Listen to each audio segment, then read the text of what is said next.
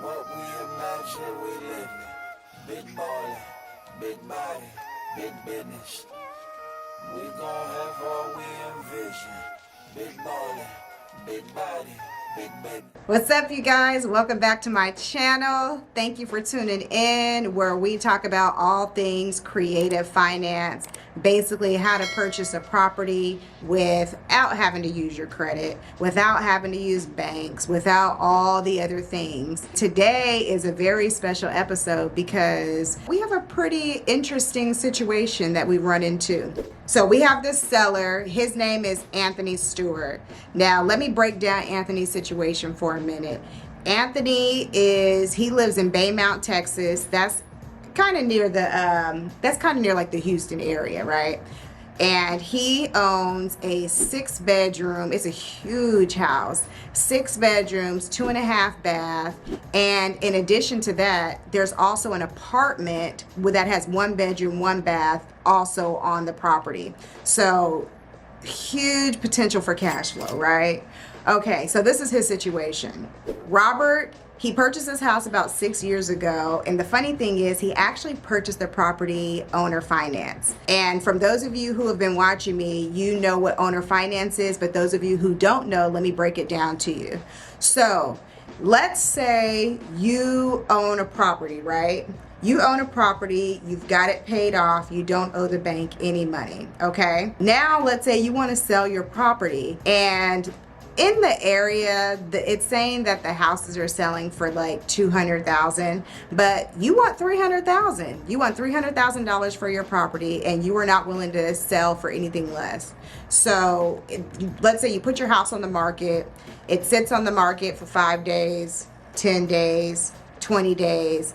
All of a sudden your property's sitting on the market for 90 days and you start to get a little bit desperate, but you still have so much pride because you know what you did to that property. You know the back-breaking work that it took to lay those floors down, right? You know how much money it costs to replace the roof and to have to paint the inside. You know, you had to put in not only some monetary value, but you likely had to put in some sweat equity in order to get that property where it is. So you're not willing to sell it for anything less than what you want to sell it for, right?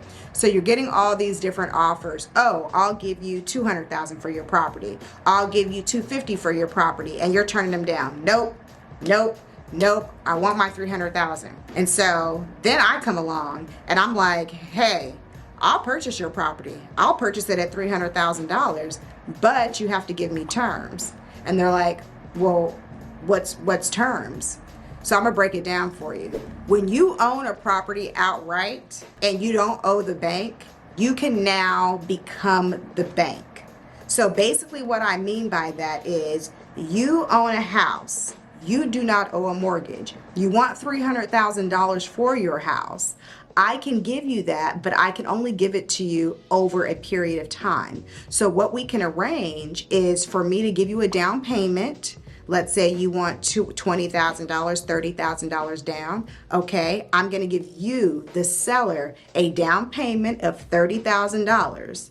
And then we're gonna come up with terms that say, okay, for the next 15, 20, 30 years, I'm gonna pay you $1,000 a month for the next 15 years, whatever we decide, right?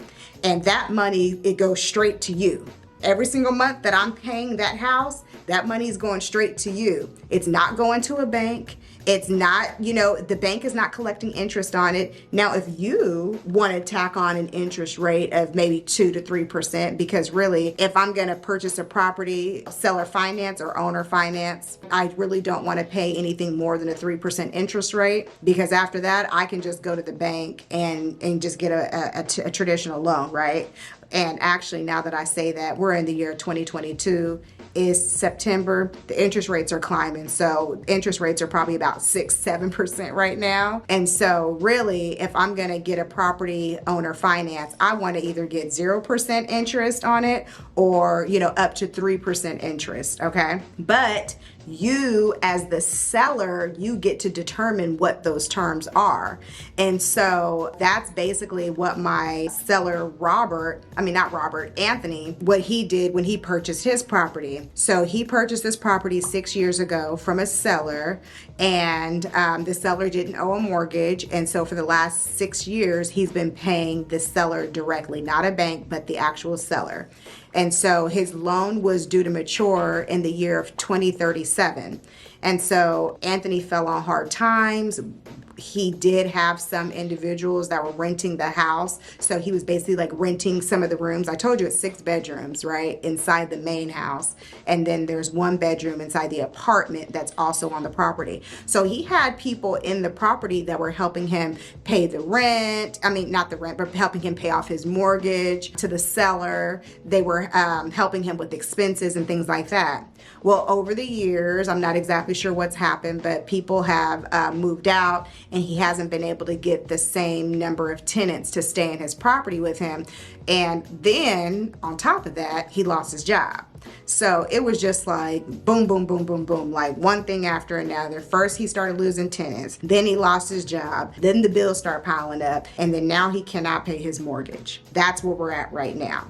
So he is currently in arrears $5,000.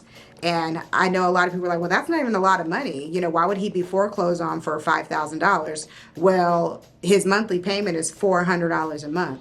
So if you just did the math, you can see that he ain't paid his mortgage in some time, right? And so the seller has the legal right to foreclose on my client Anthony, and that's what's happening. So, and I'll let you guys hear a phone call between Anthony and I where he's discussing this situation. But basically, he's due to be foreclosed on next week, and we're going to see if we can try to come in, get him under contract. We're going to decide to sell it on a wrap. And there's so many different exit strategies that you guys can use when you acquire a property. Most people, when they get a property, especially as an investor, the first thing you think of is, let me go ahead and put a tenant in and collect my cash flow that way. Some people decide to make it an Airbnb, and they'll get their cash flow that way. So there's several different exit strategies that you could use in order to make money. And in this particular situation, I think that the best exit strategy for me is going to be to sell it on a mortgage wrap. And so you're like, Talisa, what the heck is a mortgage wrap? Like, what is that? I'm gonna break it down for you guys. Right now, the seller has a note, a promissory note. That is just a note that says, I promise to pay you this amount for this long. It's not difficult. So when you hear the term promissory note, don't get your panties in a wad, all right? It's a promise to pay. It's a note, like you got a little sticky note that's for you say, I promise to pay you this amount. They just put it on like a legal document, whatever. He has this promissory note with the person he bought the house from on seller finance, right? And that note was structured in this way. And I don't know exactly, and actually, I think I do. So I believe when they purchased the property 6 years ago, they purchased it for about maybe $70,000 to $80,000, and I'm not exactly sure what down payment the seller had to put down, but I know what the terms look like. And so it was a 30-year term, and the interest rate was 2%. The seller's monthly mortgage payment was $400 a month. Well, that's the information that you guys need. Okay, so when I talk about a mortgage wrap, basically what I'm going to do is I'm going to get a purchase agreement between this seller and I'm going to, when I assign it to my buyer, I'm going to sell it to them with a promissory note between myself and the new buyer, right? Because I'm buying it from Anthony. Anthony's about to be in foreclosure. So I'm gonna get a purchase agreement saying that I'm gonna purchase your property. I'm gonna take over your mortgage subject to, right? I'm gonna pay the $5,000 off that you owe your lender right now. And I'm gonna take over these payments. You're gonna transfer the deed into my name. And now I'm gonna have full control of the property.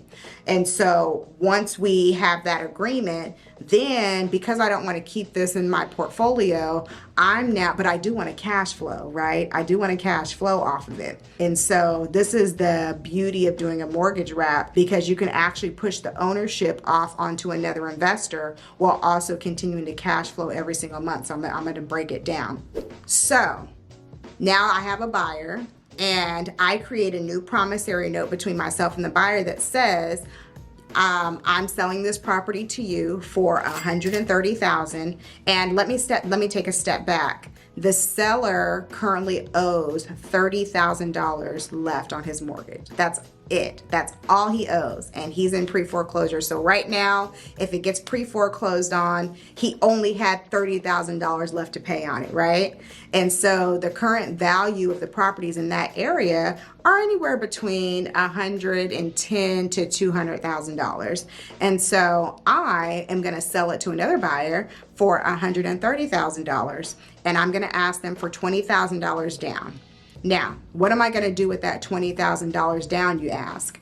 So with this $20,000 that I'm going to ask my buyers to pay me as a down payment, what I'm going to do with it is $5,000 of it I'm going to use to pay off the arrears, what the seller owes on their current mortgage, right? $5,000. And then also Anthony, he asked if we could give him $5,000. We're also going to give Anthony $5,000 so that he can basically start a new life, get a new place. If he wants to get another property and downsize, then now he's got $5,000 to do that.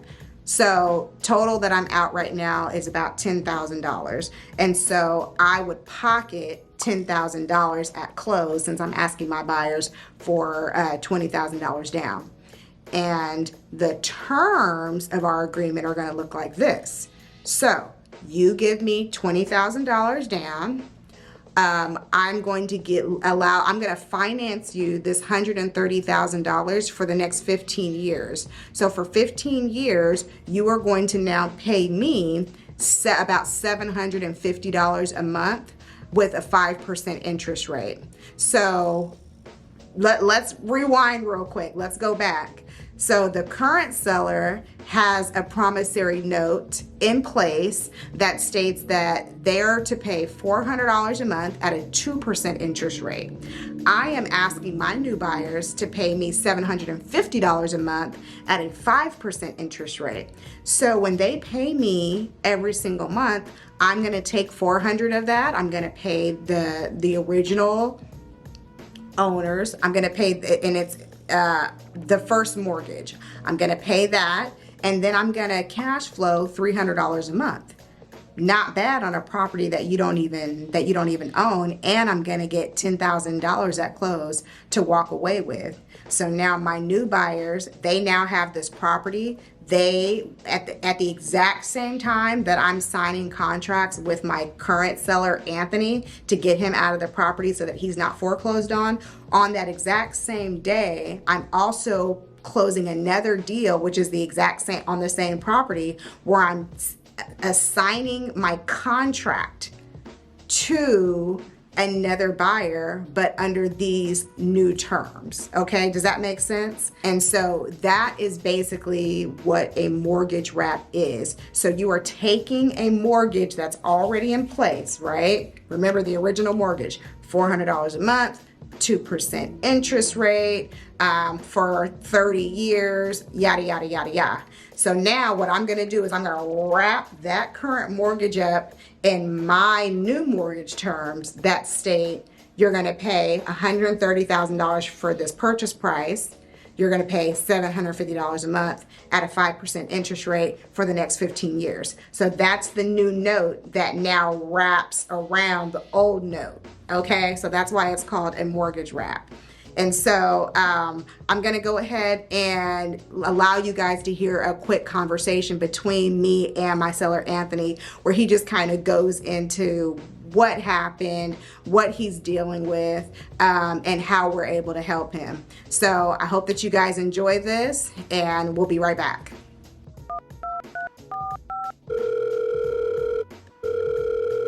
So I need to get a little bit of information about the property though. So how much do you owe on the property now?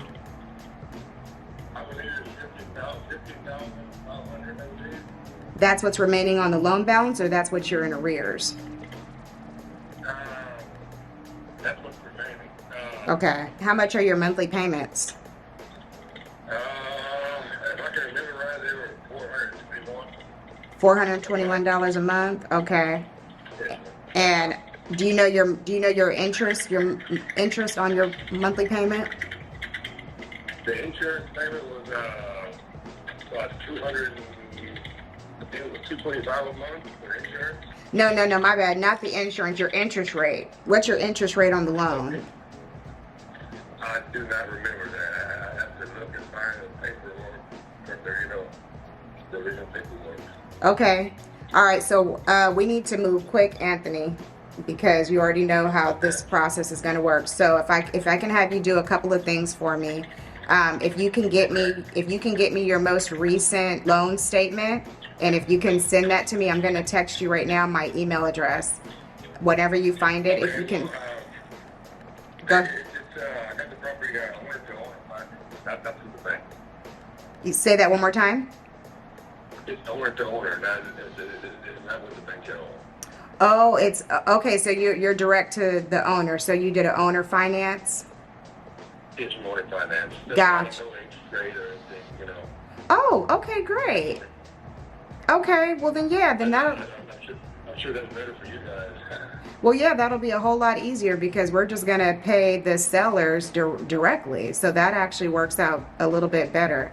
Okay, cool. Then what I'll need you to do, I know that when you guys signed paperwork, they had you sign a promissory note that kind of just drew up how much you were gonna pay per month and all that. I worked out with the owner to lower the monthly payment. Mm-hmm. I had it lower so I could afford it, afford monthly payment. Okay. It's a big house. It's a big house, and it's a big house, and it's got an attached garage apartment on it, So I was doing good in the beginning because I had people living in the house with me. They were paying me rent and with the bills. Right. And so whenever they started moving out and things started happening, and it ended up being by myself, it just got too much for me to pay home insurance each month by myself and pay the mortgage, and make the payment each month by myself, pay the bill by myself. The house is so big, Yeah. For one person. Yeah, I hear you. So what happened with everybody else? Did they just decide to move out and get a new place, or what happened? Well, the thing is that I had some guys from Houston. They were, they had jobs out here. Jobs out here in this area. They're writers. They would rent. So their work, how do you call it? Their contract work would run out, and then they just have to go back. They have to leave and go someplace else to work. Oh, I see. Okay, and that's pretty standard. That happens. Well, I know for sure we can help you out of the situation. So are you able to send me pictures of the inside of the property? For the inside? Yeah, can you send me some pictures? That way I can kind of see what we're working with.